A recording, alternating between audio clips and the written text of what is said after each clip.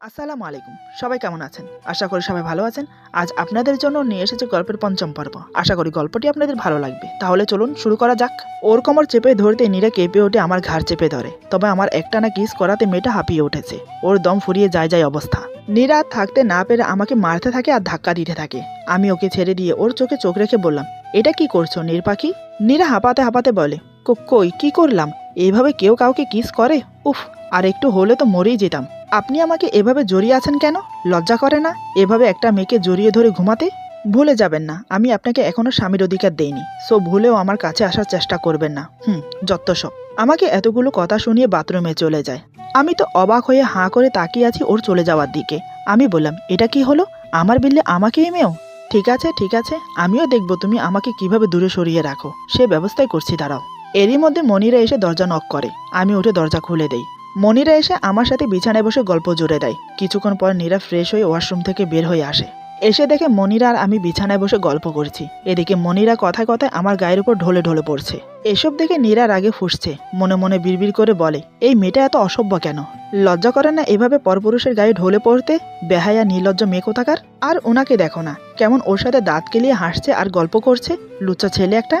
এই ভেবে নিয়ে বলে, গুড মর্নিং মনিরা আপু। মনিরা বিরক্ত নিয়ে বলে, সেম হেয়ার। আমি মনিরাকে বললাম, কি রে, রাতে ঘুম কেমন হলো? এটা শুনে নীরা আবার বিড়বিড় করে বলে, কেন রে, ওর ঘুম কেমন হলো তুই জেনে কি করবি? মনিরা বলে, খুব একটা ভালো না রে। মনিরার কথা শুনে নীরা আবার বিড়বিড় করে বলে, আমি বুঝি না শাকচুনি, তোর ঘুম কেন হয়নি? আমি বললাম, কেন হয়নি? আমাকে ডাকলে পারতি। কথাটা আমি নীরাকে শুনিয়ে বললাম।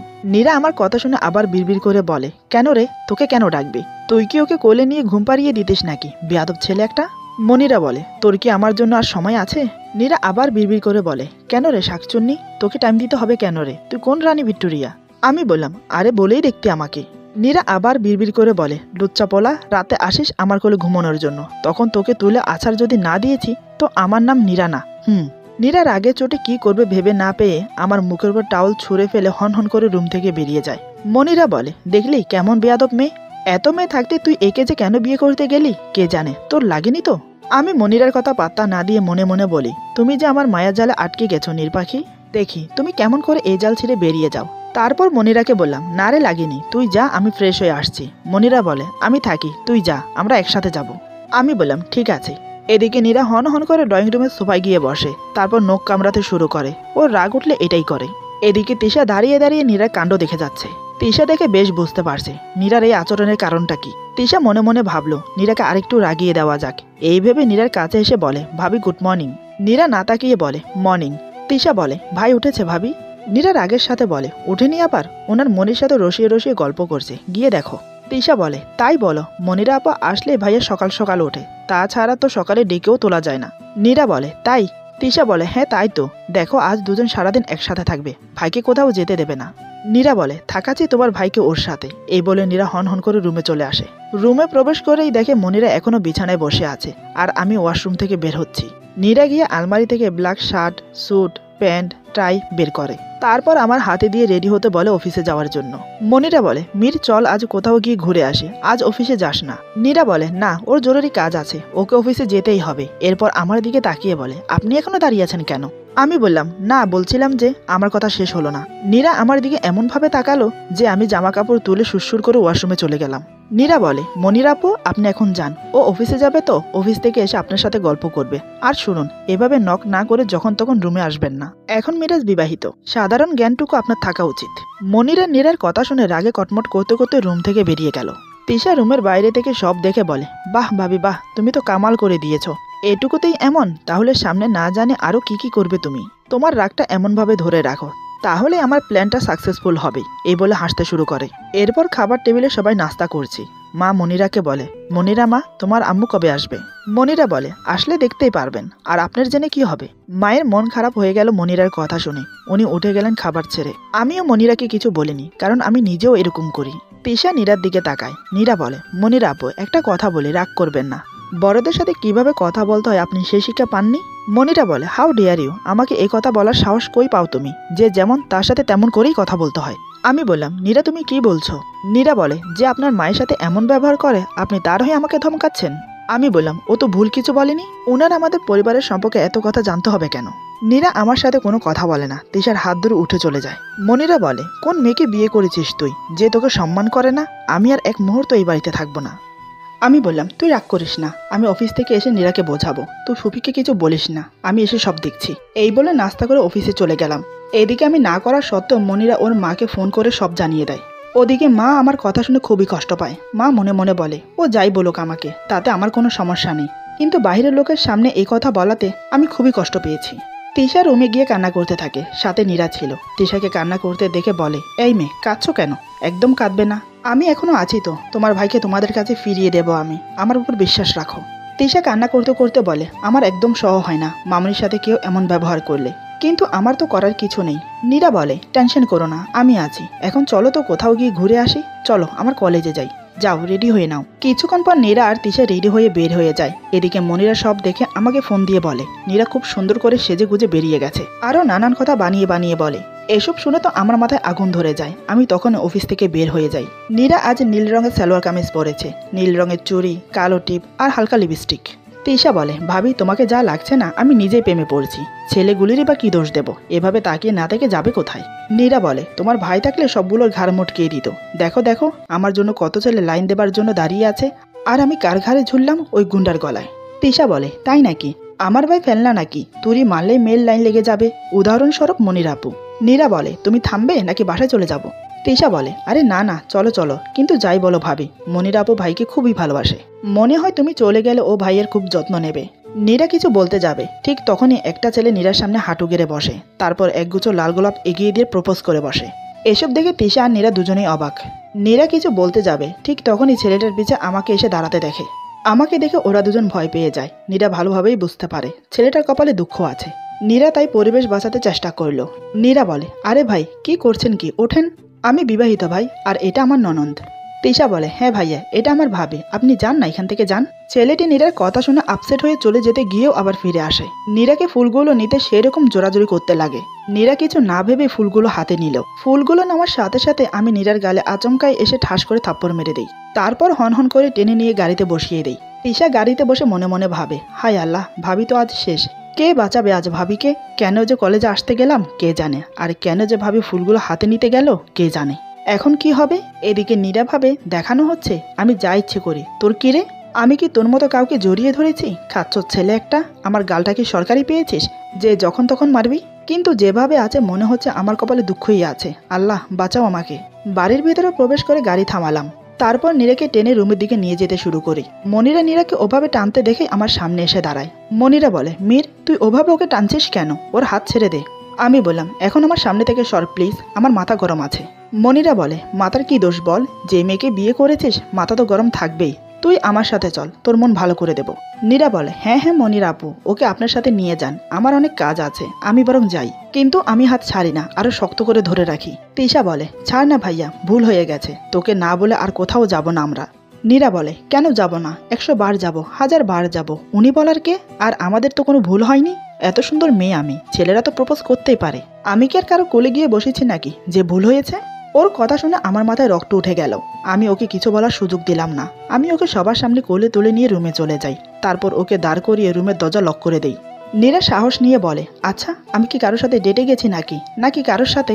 ওর কথা শেষ হতে দিলাম না। আমি বললাম, তোমার সাহস কি করে হয় এসব কথা বলার? কার হুকুম নিয়ে তুমি সেজে বেরিয়েছো?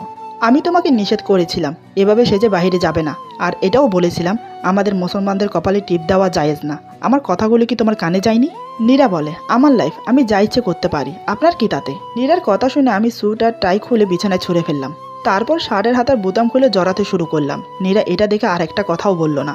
আমি ওর দিকে এগিয়ে যেতে যেতে বললাম, কি বলছিলে জানো? নীরা পিছিয়ে যেতে যেতে বলে, আপনি এগিয়ে আসছেন কেন? আমি বললাম, তুমি এভাবে পিছোচ্ছ কেন? প্রশ্নের উত্তর নেবে না? নীরা বলে, না না, আমার কোনো প্রশ্নের উত্তর লাগবে না। এদিকে নীরা পিছোতে পিছোতে দেয়ালের সাথে ঠেকে যায়। আমি নীরার মুখের কাছে চলে আসি, খুব কাছে। নীরার মুখের উপর আমার নিঃশ্বাস গিয়ে পড়ছে। আমি তখন নীরা ঠোঁটের দিকে তাকিয়ে ঘোরের মধ্যে চলে গেছি।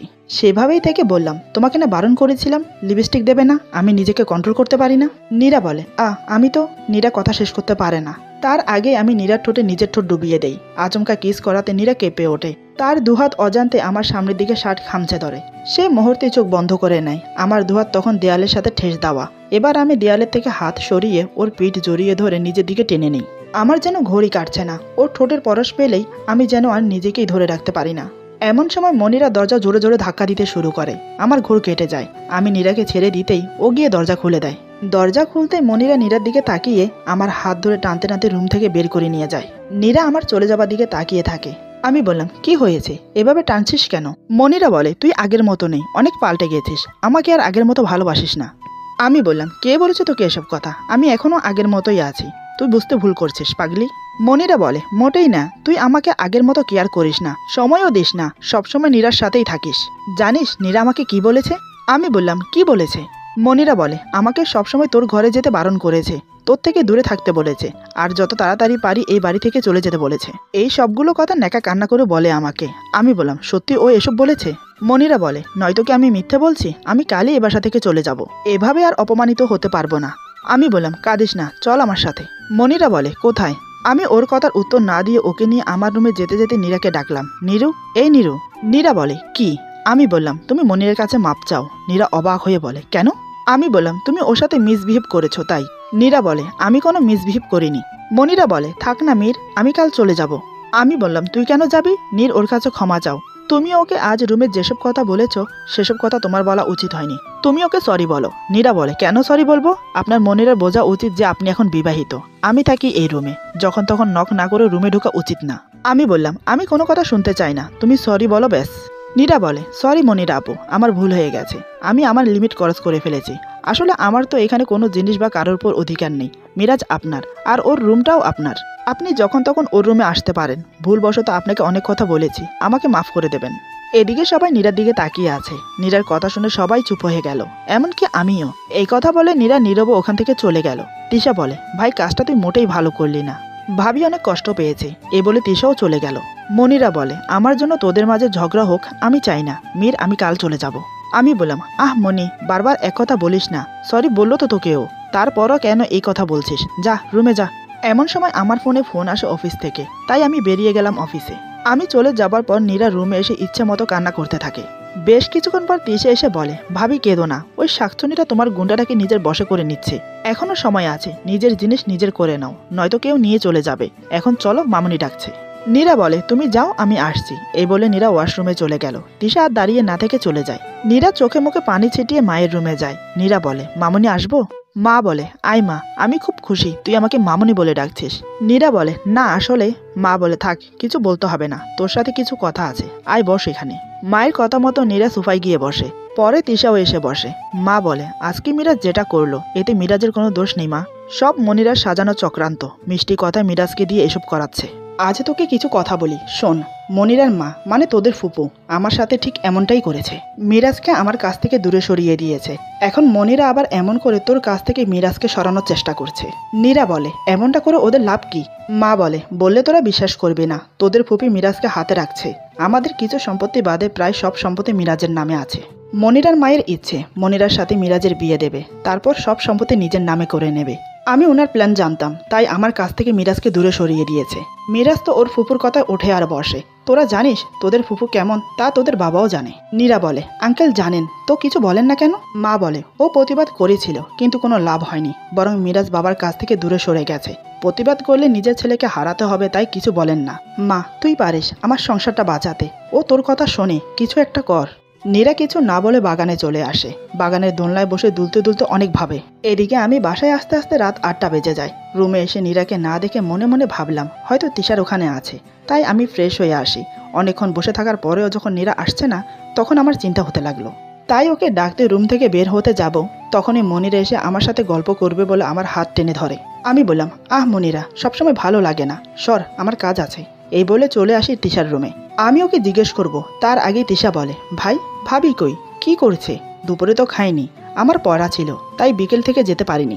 আমি ওর কথা শুনে অবাক হয়ে বললাম, মানে কি, নীরা এখানে নেই, রুমেও তো নেই, গেল কই? আমি কখন থেকে বসে আছি ওর জন্য।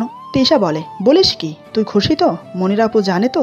যা, তুই মনিরা আপুর কাছে যা, ভাবি যেখানেই যায় যাক, তোর চিন্তা করতে হবে না। এই বলে তিশা মামনি মামনি বলে দৌড়ে মায়ের কাছে যায়। তিশা বলে, মামনি ভাবিকে দেখেছো?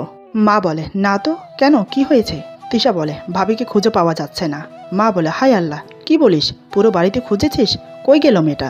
তিশা বলে, যাবে না, ঠিক করেছে, তোমার ছেলের কাছে কেউ থাকতে পারবে না। এরই মধ্যে বাবাও চট্টগ্রাম থেকে ফিরেছে। বাবা সব শুনে তিনিও নীরাকে খুঁজতে বের হয়ে যায়। এদিকে আমি পাগলের মতো নীরাকে খুঁজে বেড়াচ্ছি, কিন্তু কোথাও ওকে পেলাম না। আমার ইচ্ছে করছিল আমি নিজেকে শেষ করে দিই। কেন যে দুপুরে এমন করতে গেলাম। রাত 11টার দিকে আমি আর বাবা চারিদিক খুঁজে বাড়িতে আসি। ইচ্ছে মতো সবাইকে বকা দিচ্ছি। এমন সময় হঠাৎ আমার ফোনে কেউ ফোন করে বলে এখানে একটা রোড অ্যাক্সিডেন্ট হয়েছে, একটি মেয়ে মারা গেছে, মেয়েটির গায়ে নীল রঙের সালোয়ার কামিজ, আপনারা এসে শনাক্ত করে গেলে ভালো হয়, এই বলে ফোন কেটে দেয়। এটা শুনে আমি ফ্লোরে ধপ করে বসে নীরা বলে চিৎকার করে উঠি। আমার চিৎকার শুনে সবাই ভয় পেয়ে যায়। মা কাপা কাপা গলায় বলে কি হয়েছে বাবা, এমন করছিস কেন? তিশা কান্না করতে করতে বলে ভাই ভাবি কই, কি হয়েছে ভাবির? এমন সময় মনিরা বলে মীর তুই এমন করছিস কেন? যে নিজের ইচ্ছায় চলে গেছে তাকে খোঁজার কোনো মানেই হয় না। বাবা বলে আহা মনিরা, এখন এসব কথা বলার সময় না, তুমি চুপ করে থাকো। মনিরা বলে আমি কেন চুপ করব? বাবা আমাকে বলে আরে রাস্কেল, কিছু বলছিস না কেন?